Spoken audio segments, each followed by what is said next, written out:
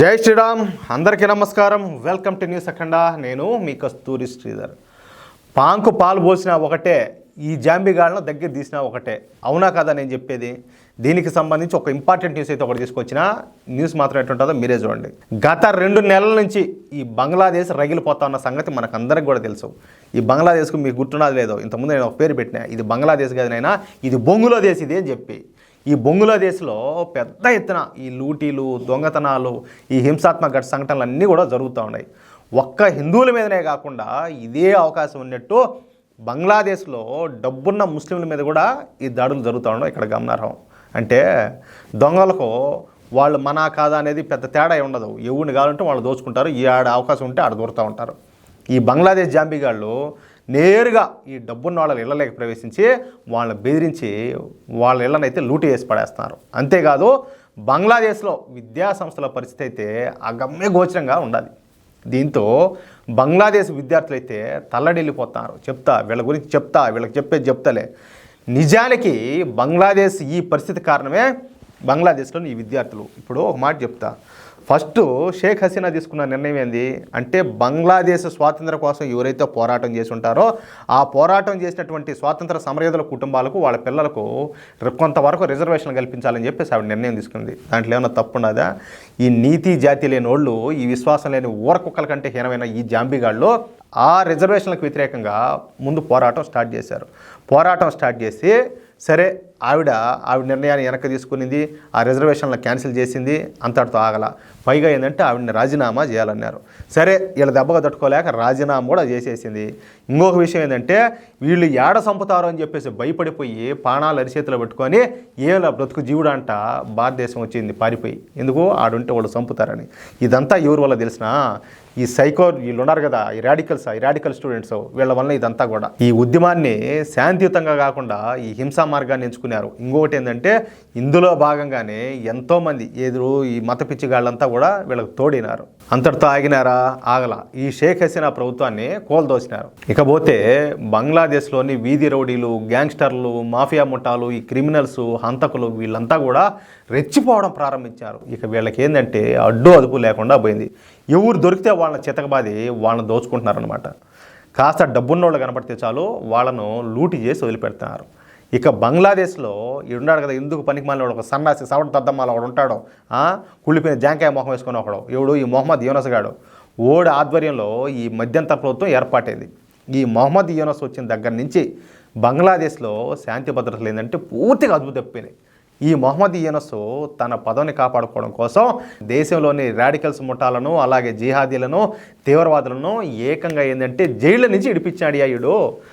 వీడిని తెలివి తక్కువడు అనుకుందామా, లేకపోతే నంబర్ 1 మతతత్వ పిశాచి అందామా వీడిని? ఒకసారి మీరు ఆలోచించండి. బుద్ధున్నోడు నిజంగానే వీడు మళ్ళా నోబెల్ అవార్డు గ్రహీత అంటే ఈయన గారు.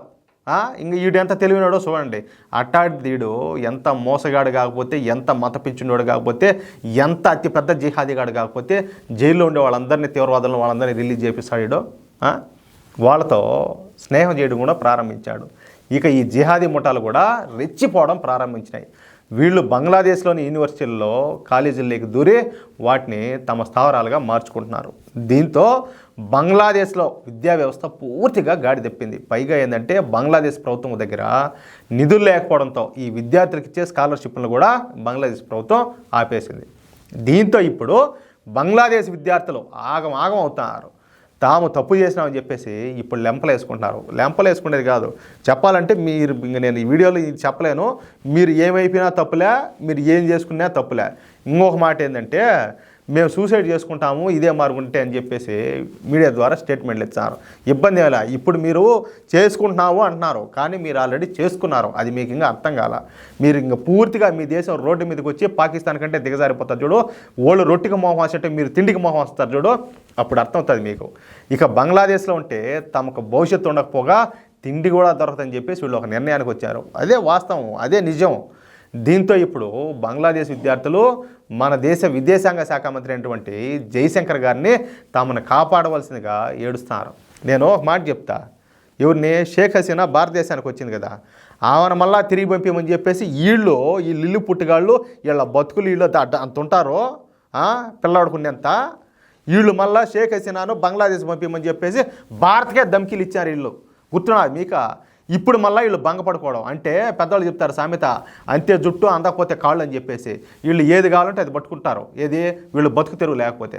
వీళ్ళకి బతుకు తెరువు ఉండి వీళ్ళకి అన్ని కన్నా సక్రంగా జరుగుతూ ఉంటే మన మీదే దాడులు చేస్తారు, మనల్నే లూటీలు చేస్తారు, మనల్ని హత్య చేయాలని చెప్పి చూస్తారు, మన ఆడబిడ్డలనే ఎత్తుకోవాలని చూస్తారు. అంత నీతిమాలని, నీతి జాతి లేని, విశ్వాసం లేని గలిసి మండా కొడుకులు అంతా కూడా. దాంట్లో డౌటే లే. మీకు ఏమైనా డౌట్ ఉన్నదేమో చెప్పండి. బంగ్లాదేశ్లో మళ్ళీ భారత రాయబార్య కార్యాలయాన్ని తెరిచి తమకు అంటే ఎవరికి, ఈ జాంబీగాళ్లకు, ఈ జాంబీ స్టూడెంట్స్కు భారత వీసాలు ఇవ్వాలని చెప్పేసి దేవరిస్తున్నారు. మీకు గుర్తున్నదా లేదో, బంగ్లాదేశ్లో ఉన్నటువంటి భారత ఎంబాసీ దగ్గరికి కూడా పోయి వీళ్ళు ఎంత కథలు చేశారో మనం అంతా కూడా గత వీడియోలో చెప్పుకున్నాం. వీళ్ళు ఎన్ని ఓవరాక్షన్లు చేశారో. ఆడ భారత ఎంబాసీలో పనిచేసేటువంటి మన భారతీయ ఉద్యోగస్తులను వాళ్ళు ఏ స్థాయిలో బెదిరించారో మనం అంతా కూడా చూసినాం. దెబ్బకి ఏం చేశారంటే మూసిపాటు దెబ్బ, పీక్కుంటే పీక్కోమండి, సచ్చేది మీరే కదా అన్నట్టు. ఇప్పుడు ఏం జరుగుతుంది? ఇప్పుడు మళ్ళీ ఏంటంటే వీళ్ళకి వీసాలు ఇవ్వాలంట. నిజానికి నెల రోజుల క్రితం ఈ ఇండియా అవుట్ నినాదాన్ని ఎత్తుకున్నటువంటి ఈ బంగ్లాదేశ్ విద్యార్థులు ఇప్పుడు భారత్ వచ్చి ప్రశాంతంగా తమ జీవితాన్ని గడపాలని చెప్పేసి కోరుకుంటున్నారు. ఏది తగలబెట్టే కాడికి తగలబెట్టారు. ఆడ హిందువులు ఎన్ని ఇబ్బందులు పెట్టారో మేము మర్చిపోము. మళ్ళీ ఏంటంటే వీడికి వచ్చి బతకాలనుకోవడం. ఒరే పాంకైనా పాలు పోయచ్చు కానీ మిమ్మల్ని ఎవరైనా దగ్గర తెచ్చారా? కడుపు కన్నా తిన్నోళ్ళు, ఇంతకు మెదడు ఉండేవాళ్ళ.